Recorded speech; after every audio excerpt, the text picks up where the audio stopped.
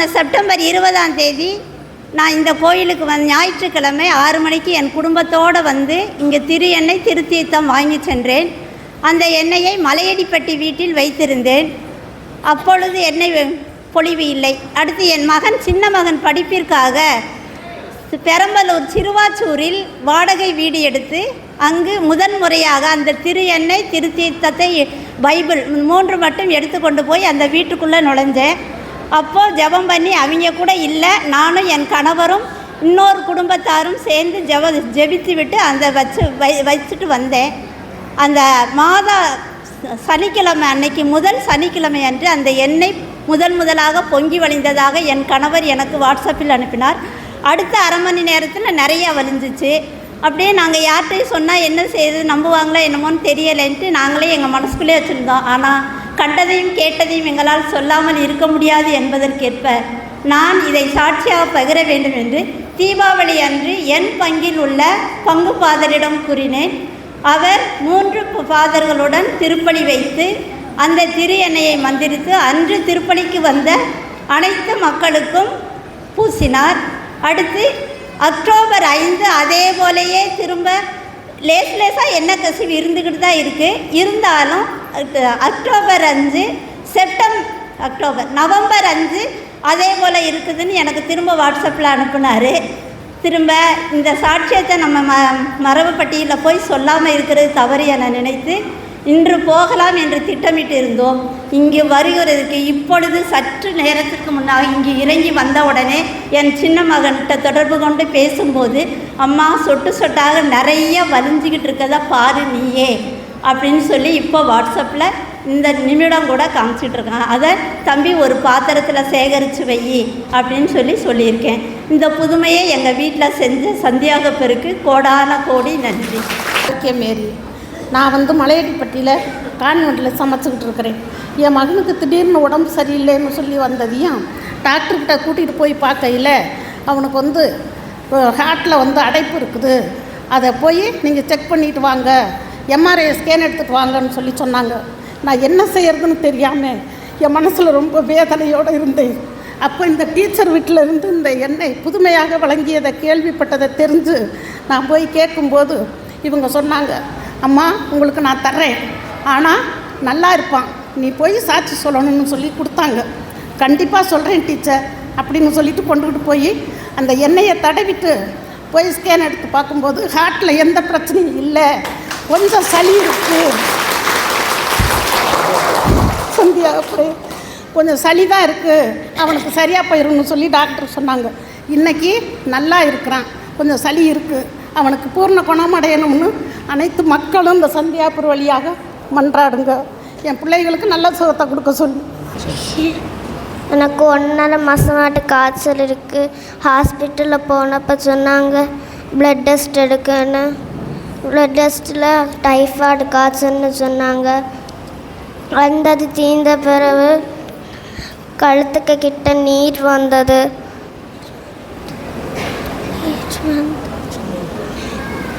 ஹாஸ்பிட்டலில் போனப்போ ஆப்ரேஷன் பண்ண சொன்னாங்க. அம்மாவுக்கு சம்மந்தம் இல்லை, காசும் இல்லை. சந்தியாப்பட்ட ப்ரேயர் பண்ணிட்டு இருக்கும்போது சந்தியாப்பரை மின்னொட்டி போனாங்க, கிட்ட படுத்தும் கிடந்தாங்க.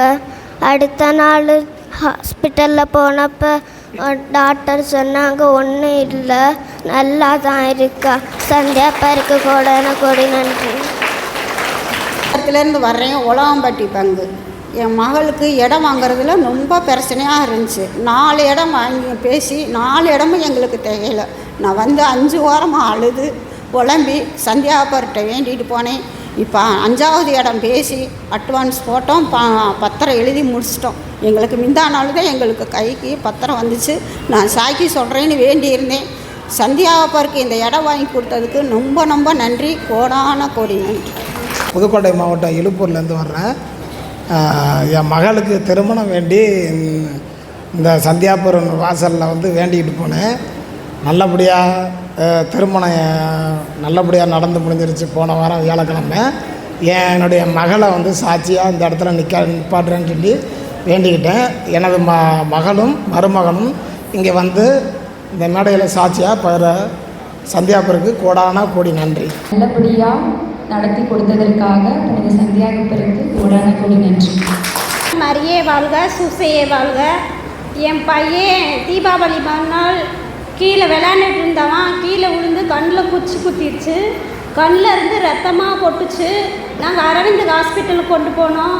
அங்கே போய் சொன்னாங்க, இங்கே பார்க்க முடியாது, மதுரையில் ஆப்ரேஷன் பண்ணணும் அப்படின்னு சொல்லிட்டாங்க. நான் சந்தியாப்பட்ட ப்ரேயர் பண்ணியிருந்தேன், என் குழந்தைக்கு கண்ணு நல்லா இருக்கணும், நான் சாட்சியாக வந்து நிற்கிறேப்பான்னு ப்ரேயர் பண்ணியிருந்தேன். அங்கே போய் டாக்டர் கண்ணை செக் பண்ணிவிட்டு கண்ணுக்கு வெளியே தான் காயம் பட்டிருக்குப்பா, நீங்கள் பயப்பட தேவையில்ல, ஒரு ஸ்கேன் மட்டும் எடுத்து காமிங்கப்பா அப்படின்னு சொன்னாங்க. நாங்கள் ஸ்கேன் எடுத்து கொண்டு போய் காமிச்சோம். ஸ்கேன் ரிப்போர்ட்டில் எல்லாமே நார்மல்னு வந்துருச்சு. என் குழந்தைக்கு நல்ல சுகத்தை கொடுத்த சந்தியாப்பருக்கு கோடான கோடி நன்றி. மரியே வாழ்க. எங்கள் பேர் கம்ரோஸ். நான் வந்து உலகம்பட்டி பங்குலேருந்து வரேன். எங்கள் அம்மாவுக்கு 3-4 நாளாக வந்து காய்ச்சல் தொடர்ந்து இருந்துச்சு. அந்த காய்ச்சல் மட்டும் சரியாச்சுன்னா உங்களுக்கு வந்து சாட்சியாக வந்து சொல்கிறேன்னு சந்தியாவுக்கு வேண்டிக்கிறேன். அதுக்கு சாட்சியாக வந்து சொல்லியிருக்கேன். இயேசுக்கு நன்றி. ராஜா, நான் புயலைப்பட்டியிலேருந்து வரேன். எனக்கு தொடர்ந்து 4 வருஷமாக வந்து இருமல் இருந்துக்கிட்டே இருந்துச்சு. நான் ஒரு வேளை டிபியாக இருக்குமா அப்படின்னு நினச்சி ரொம்ப பயந்துட்டேன். போன வாரம் வரைக்கும், வியாழக்கிழமை வரைக்கும் தொடர்ந்து இருமல் வந்துக்கிட்டே இருந்துச்சு. அடுத்த வாரத்துக்குள்ளே எனக்கு இருமல் சரியாயிடுச்சுன்னா நான் சாத்தியாக வந்து நிற்கிறேன் அப்படின்னு சொல்லி புனித சந்தியாப்பட்ட வேண்டிக்கிட்டேன். இன்றைக்கி எனக்கு ரொம்ப சுத்தமாக அதுலேருந்து எனக்கு இருமல் வரதில்லை. சந்தியாப்பருக்கு கோடான கோடி நன்றி. நான் மாரம்பாலேருந்து வர்றேன். என் மகன் 2 பேருக்கும் டைபாய்டு காய்ச்சல் விடாமல் இருந்துச்சு. சந்தியாப்பட்ட வேண்டிக்கிட்டேன், டைபாய்டு காய்ச்சல் விட்டுச்சு. சந்தியாப்பருக்கு கோடான நன்றி. என் தங்கச்சிக்கு கல்யாணம் ரொம்ப நாள் குழந்தையே இல்லாமல் இருந்துச்சு. சந்தியாப்பட்ட வேண்டிட்டு இப்போ என் தங்கச்சி மாசமாக இருக்குது. சந்தியாப்பருக்கு கோடான கொஞ்சம் நன்றி. கிறிஸ்தியம்மா, என் பையன் வெளிநாட்டுக்கு போகிறதுக்கு டெஸ்ட் அடிச்சிருந்தான். அவனுக்கு கம்பெனி ரெடி ஆகிடுச்சு. ரெடியாகி ஒரு வாரம் இருக்கிறது அந்த கம்பெனி கேன்சல் ஆகிடுச்சு. அப்புறம் மறுபடியும் வர கம்பெனி வர கேன்சல் ஆகிட்டே இருந்துச்சு. என் பையன் ரொம்ப மனசு உடஞ்சி போயிட்டான். கவலைப்படாதப்பா, சந்தியாபுரப்பா இருக்காரு அப்படின்னு சொல்லிட்டு நான் இங்கே வந்துட்டு சந்தியாபுரப்பா எனக்கு வர கம்பெனி கூட எனக்கு கேன்சல் ஆகிட்டே இருக்குது, நீங்கள் பார்த்து வழி நடத்துங்க பாப்பன்னு சொல்லிட்டு போனேன். நான் வீட்டுக்கு போய்ட்டு மறுநாளே என் பையனுக்கு வந்து விசா வந்துருச்சு. விசா வந்து வெளிநாட்டுக்கு போயிட்டான். சந்தியாபுரப்பாவுக்கு கோடான கோடி நன்றி. அதுபோல் என்னோடய தம்பி ஆக்சிடெண்ட் ஆகிட்டாப்புல. ஆக்சிடெண்ட் ஆகி கால் 2 இடத்துல கட்டாயிருச்சு, இடுப்பும் கட்டாயிருச்சு.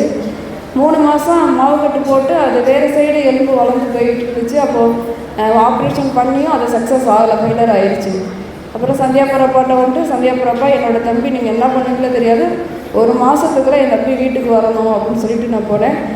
அந்த மறுநாள் வந்து அந்த ஹாஸ்பிட்டலோட சீஃப் டாக்டர் வந்துட்டு 15 நாளைக்குள்ளே இந்த தம்பிக்கு ஆப்ரேஷன் பண்ணி நடக்க வைக்கணும், நீங்கள் என்ன பண்ணுங்களோ தெரியாதுன்னு சொல்லிட்டு 15 நாளையில் என் தம்பி நடந்துட்டாங்க. 1 மாதத்தில் சந்தியாபுரப்பான்னு சொன்ன மாதிரியே 1 மாதத்தில் வீட்டுக்கு வந்துட்டாங்க.